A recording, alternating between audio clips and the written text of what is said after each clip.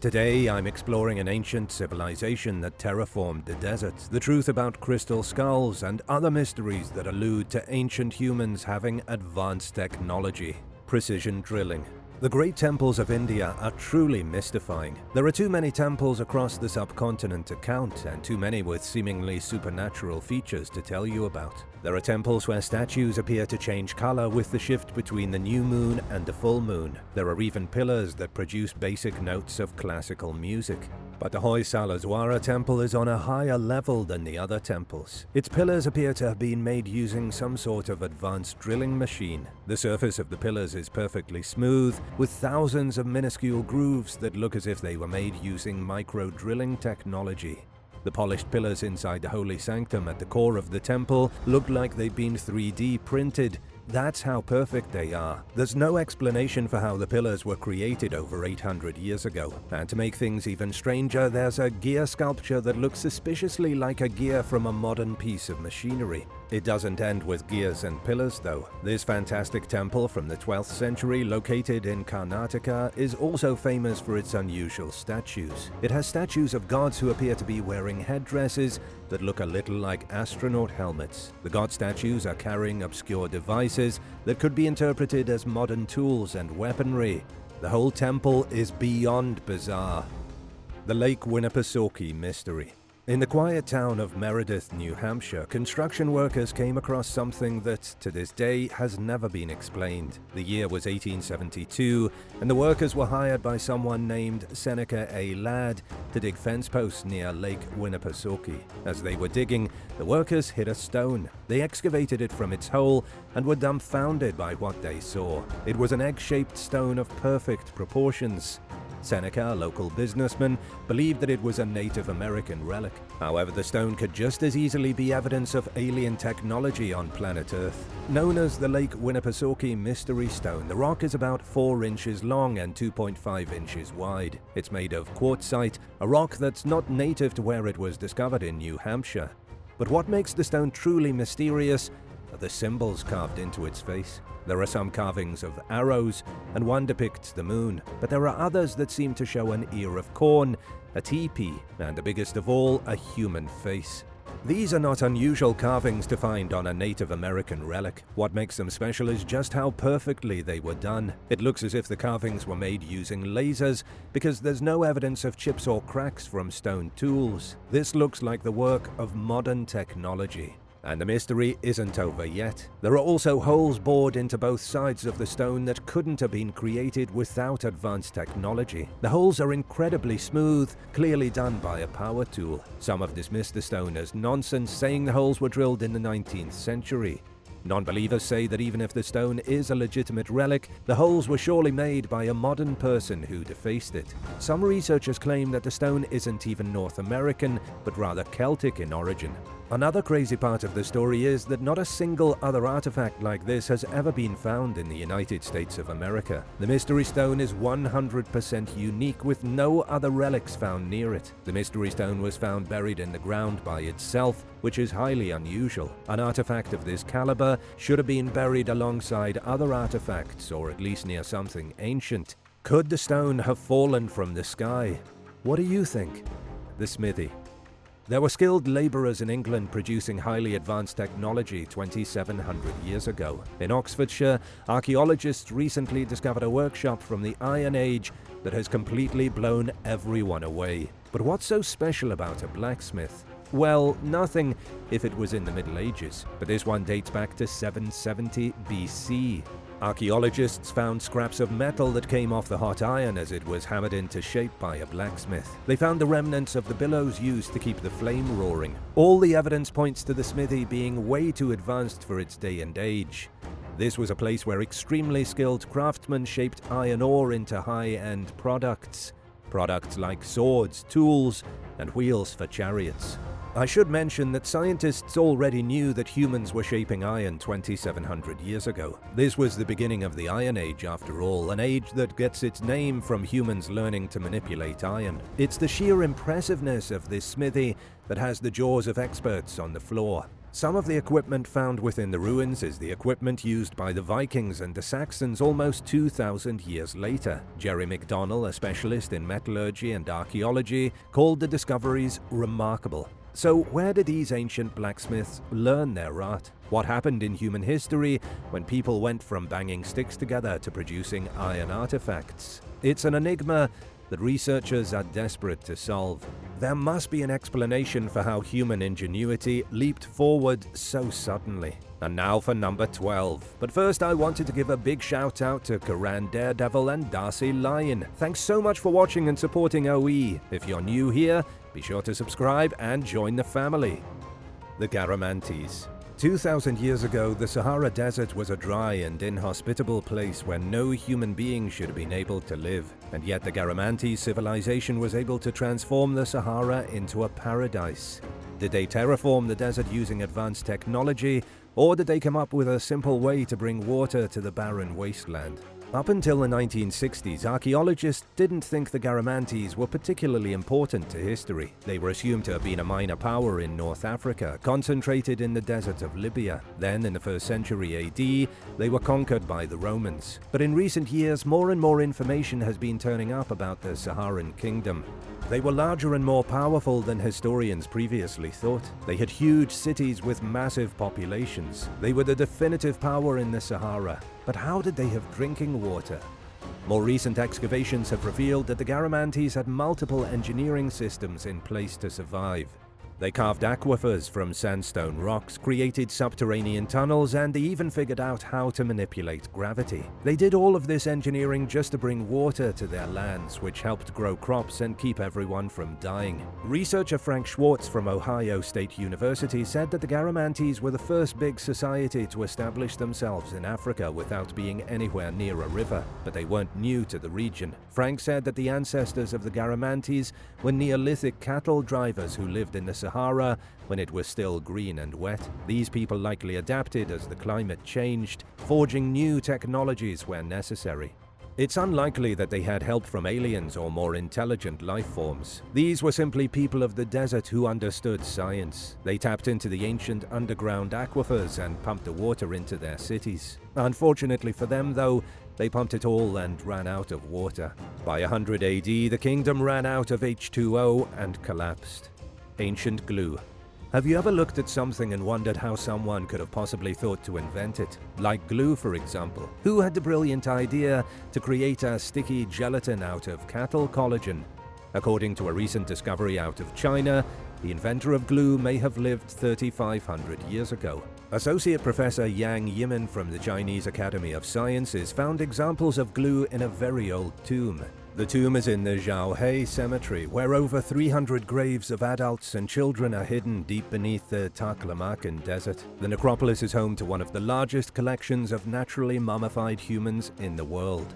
The ancient culture that lived here buried their dead in clay coffins shaped like boats. The people were dressed in beautiful pieces of clothing made from cowhide and other animals. They were equipped with jewelry and had wooden masks placed over their faces. And almost 4,000 years later, the arid conditions of the desert have kept the mummies perfectly preserved. Many of them still have their eyelashes intact. It was in one of these ancient tombs that a ritual staff was discovered. The staff likely belonged to an ancient magic man, perhaps a shaman or a priest. It was inlaid with a small bone sculpture and was excellently preserved. Yang Yimin wasn't interested in the purpose of the staff, though. Instead, Yang wanted to learn about the glue used to make it. The team of scientists took the samples of the glue and analyzed it back at their lab. The ritual staff has yielded the oldest sample of glue ever found in China. There isn't anything supernatural or otherworldly about the invention, but it's wild to think that someone even thought of using cattle collagen to make a sticky goo just to attach a bone sculpture to a wooden staff. The Iron Man Pillar. In Germany, there's a pillar of iron that never rusts. It defies the laws of science itself, and nobody has any idea why. It's called the Iron Man, or in Germany, der Eiserne Mann. It's old, partially buried in the dirt, and located amidst a sprawling woodland from which unusual tales have spawned. The pillar looks like an ordinary chunk of metal, so at home in the forest that it may have been there forever, but it's only been jammed in the ground here since the early part of the 18th century. It's at the center of where several walking trails meet, but nobody knows what its original purpose was. There's a 17th century document claiming that it was once used to mark the boundary of a village. Even though it's only been in this woodland for 200 years or so, the pillar may have been around for much longer. In the 1970s, scientists wanted to test the pillar and see why it wasn't rusting. They conducted a metallurgical analysis, but all they learned was that the monument is made from pig iron being poured into an earthen trench. This was a pretty typical ironworking method in the Middle Ages. However, the method doesn't explain why the pillar refuses to rust. The metallurgical tests didn't show any secret ingredient or advanced technique that could unravel the mystery. The iron pillar has been exposed to the elements for so long that it's slowly being eroded. You can tell just by looking at it that in another few hundred years the Iron Man will be weathered down to almost nothing. Yet, even though it's constantly battered by the elements, it doesn't rust. Weirder still is that locals tell stories of strange travelers who visit the monument in the dead of the night. Could these mysterious visitors know the truth behind the pillar? There are rumors that the pillar is the only remaining piece of evidence of an unknown part of Germany's past, a past in which much more advanced technology was widely available. Crystal skull computers. Nothing in the world is more mysterious or more baffling than the crystal skulls. Unless you're a mainstream scientist, that is, in which case the crystal skulls are nothing but forgeries. The truth behind these strange relics is as fascinating as it is confusing. Crystal skulls can be found just about everywhere, but there are only a few of them that have captured the imaginations of archaeologists and spiritualists for over 100 years. There are roughly a dozen rare crystal skulls held in private collections around the globe. Some of these skulls are made of pure reflective crystal, but others have a kind of smoky hue to them. Some are the same size as a real human skull. Others, however, are smaller and less convincing. The one thing that all 12 of the rare skulls have in common is that they're supposedly from either Mexico or Central America. So who carved the mystical skulls? One theory is that they were made anywhere between 2,000 and 20,000 years ago by an unknown civilization living in the jungle. Another theory is that they're the only surviving relics from Atlantis before it was destroyed. There's also a theory that the crystal skulls came from extraterrestrials who visited the Aztecs shortly before the Spanish conquest. If you thought the skulls were already weird, just wait until you hear this. Joshua Shapiro was the co-author of a book claiming to reveal the truth of the skulls. He heard from people who had been in the presence of the real skulls and gained supernatural powers. People who held a skull in their hands supposedly felt their psychic abilities surge and the inner potential of their minds suddenly released.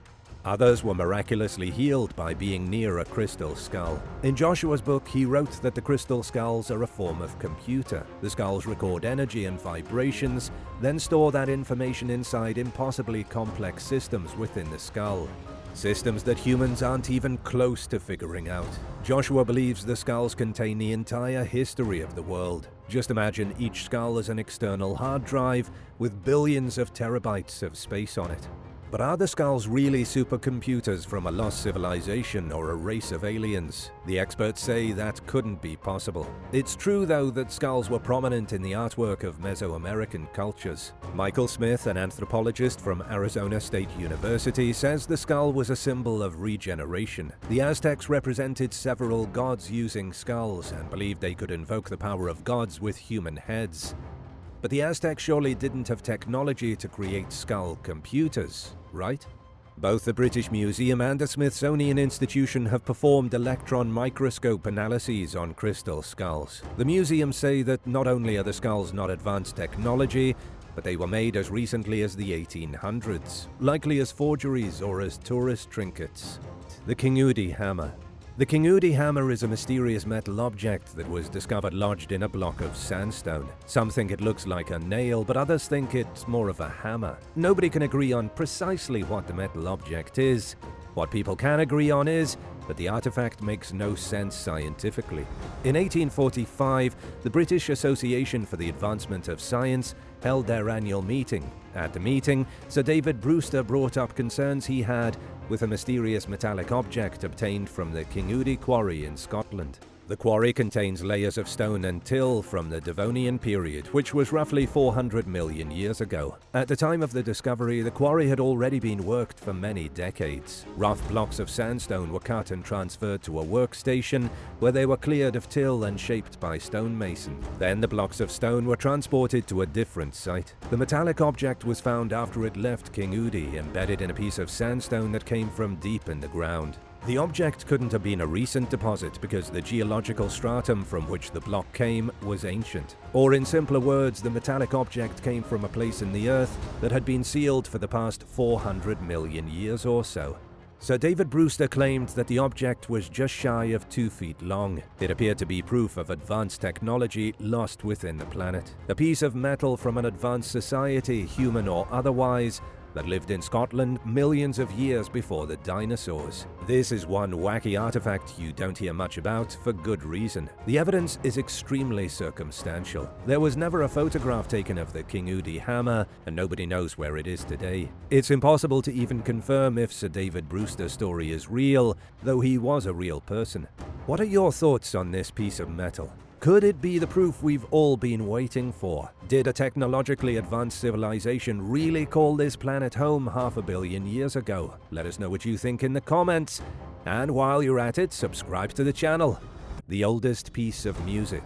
As more evidence is collected, it's becoming clear that music is as old as humanity. 43,000 years ago, our ancestors were carving bones and pieces of ivory into musical instruments. Archaeologists have found many primitive flutes that confirm the human love for music. But when did music change from something done around a campfire to something recorded? And do you even consider musical instruments and musical recordings technology? During the Stone Age, humans figured out how to make clothes, how to craft tools, and how to build musical instruments. Music was one of the first technological advancements made by people, but it was in 2000 BC that someone wrote down the first musical notations. Then in 14th century Sumer, 3,400 years ago, the oldest extant song was recorded. The oldest composition in the world is Hurrian Hymn No. 6. It was a hymn to the goddess Nikal, composed in cuneiform on a clay tablet. It was found during excavations in the ruined Syrian city of Ugarit in the 1950s. Archaeologists uncovered almost a complete set of musical notations, along with instructions on how to play the song using a lyre. Unfortunately, I can't show you what the musical piece sounded like because scientists haven't figured it out yet. There have been attempts for years to decode and play the earliest recorded hymn, but translating the ancient tablets has been tough.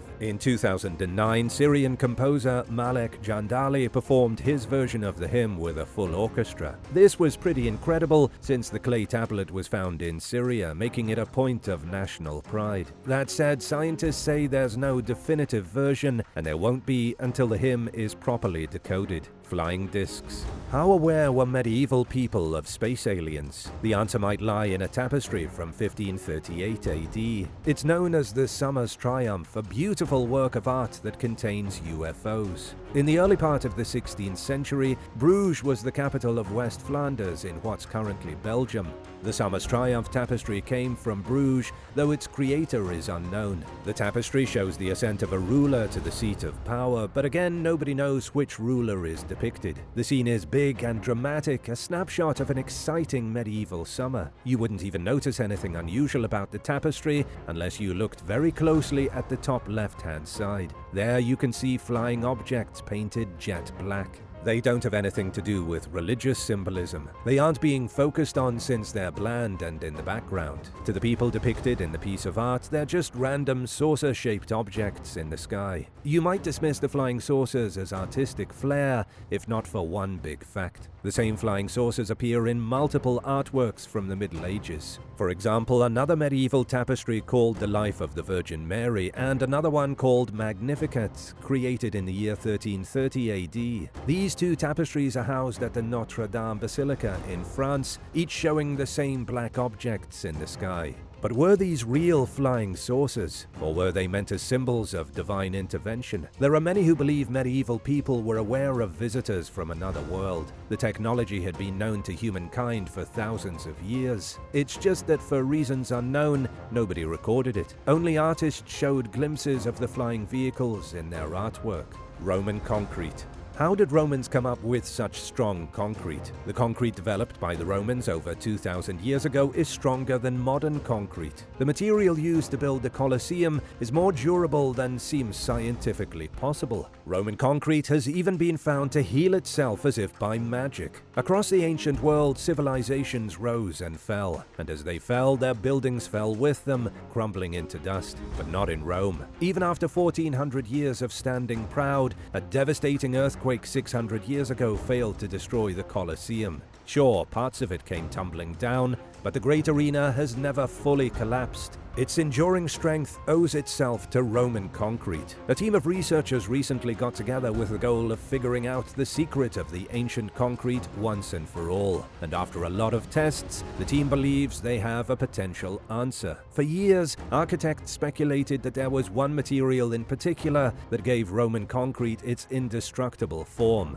Previous tests showed that the concrete was made from limestone, water, and volcanic material. The volcanic material was seen as the secret ingredient, and in a way it is. Using volcanic material in the mixture makes the concrete stronger, but it was the manipulation of chemistry that gave the concrete its self-healing properties. According to material scientist Enisa Ramirez, the Romans heated lime to create a substance called quicklime. The quicklime was kind of like cheating. When cracks start to form in Roman concrete, the quicklime prevents them from getting bigger. Rainwater reacts with the material, crystallizing in the form of calcium carbonate. This reacts with the volcanic ash in the concrete to heal the cracking blocks. Scientific mumbo-jumbo out of the way, the important thing to know is that the Romans understood chemistry on a fundamental level. But that only begs the question, how is it possible that the Romans knew about chemical reactions without modern instruments? Did they inherit the knowledge from an even more advanced society that came before them, or was it just a fluke? Let us know your thoughts and theories in the comments.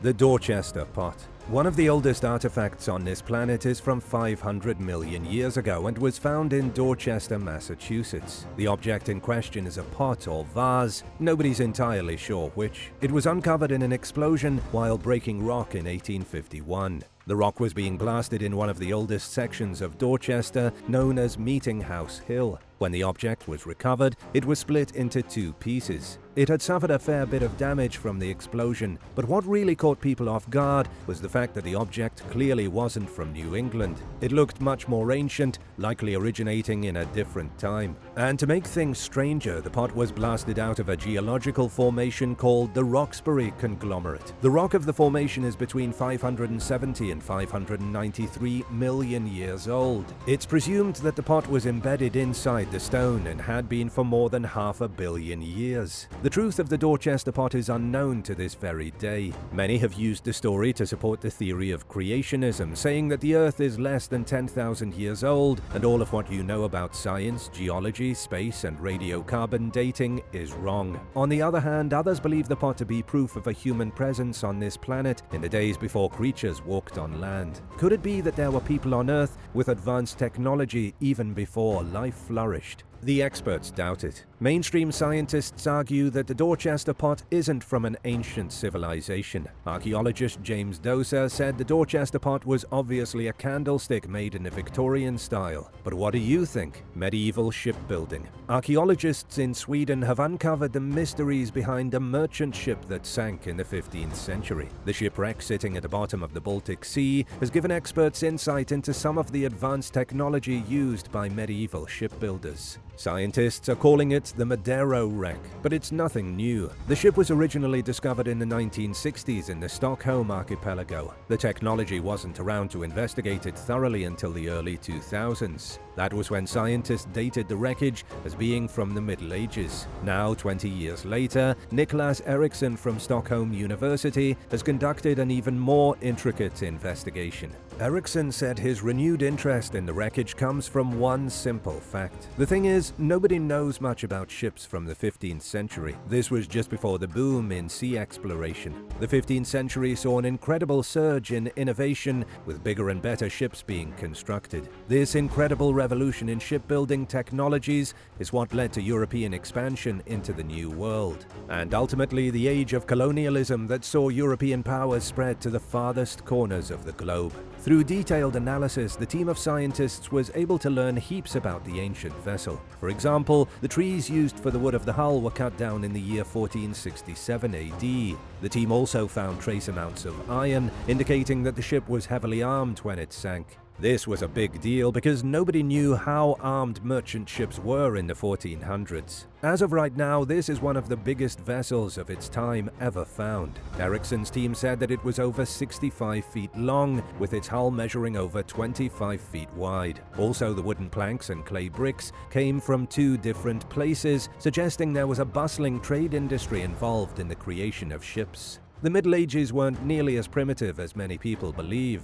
There was an entire lumber industry that transported wood across Europe to build boats. This technology might not seem particularly advanced, but it was. The rise of all the different industries involved in shipmaking directly led to the discovery of the New World. The Acambaro figures. In 1950, stories began trickling up from Mexico that a German shopkeeper had made an incredible discovery. In Acambaro, Guanajuato, the shopkeeper had purchased 33,000 clay figurines that were found by local excavators. The figurines were taken from an unknown site by men who weren't archaeologists. And what made the figurines so interesting was that they showed humans interacting with dinosaurs. This thrilled archaeologists in the 1950s because the figurines were thought of as ancient, made by a long-lost civilization. The figurines were instantly labeled as proof that humans and dinosaurs coexisted. However, at the same time, they were also immediately denounced as fakes by Mexican archaeologists. Their authenticity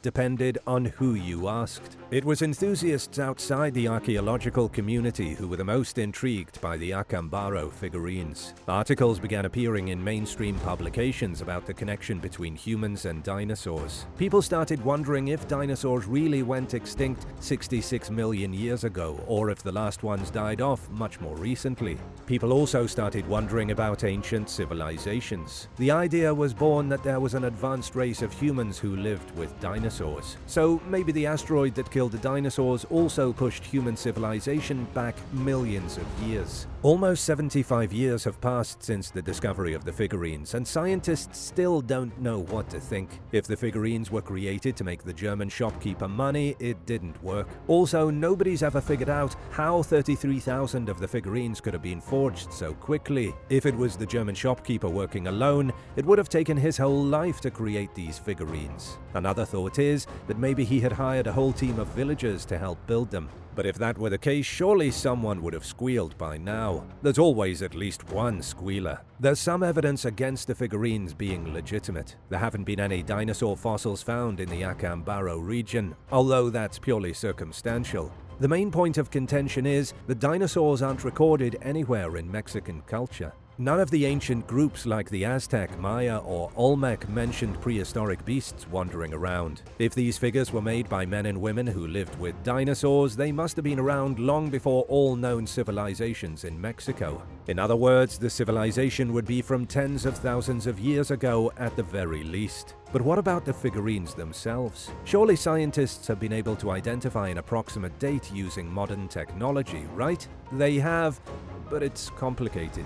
In 1972, Mexico City's National Museum dated several of the figurines using a technique called TL dating. This produced a date of 2500 BC, meaning the figurines were carved 4500 years ago. When it turned out that the figurines were actually ancient, the archaeological community threw a fit. Experts came forward saying TL dating was too unreliable to confirm the dinosaur figurines as legitimate. It was almost as if when the truth was revealed, mainstream archaeologists did all they could to bury it. Valyrian steel. Some technologies of the ancient world were so advanced that even today, scientists have never been able to replicate them. One of those technologies is Damascus Steel, the real-world version of Valyrian steel from Game of Thrones. Damascus Steel was tremendously strong and unbelievably sharp. It was by far the best steel being produced anywhere in the world in the Middle Ages. However, its origins are unknown. Damascus steel became known to Europeans during the Crusades of the 11th century. The Europeans were shocked to find their enemies wielding blades so sharp they could split a feather in mid-air, yet the blades never seemed to take damage. Swords crafted using Damascus steel also came with an unmistakable pattern on their blades, and before long, Damascus steel was one of the most important materials in the world.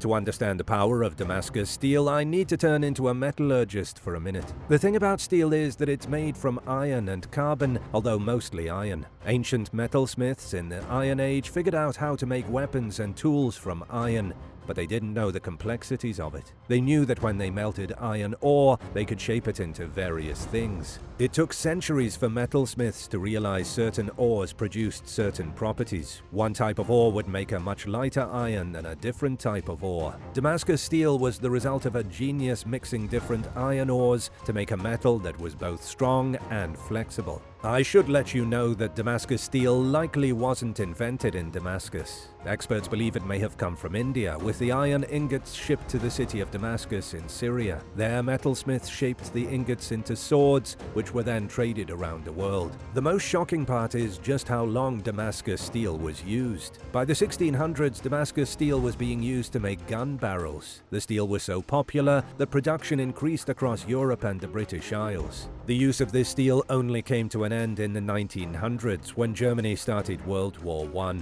The Belgian city of Liège fell, and with it went 850 tons of Damascus steel gun barrels. When the dust settled and World War I was over, no more Damascus steel was being produced. Fast forward to the 21st century, the technique has been lost. Scientists from the best institutions in the world have tried to recreate Damascus steel, but none of them have figured it out.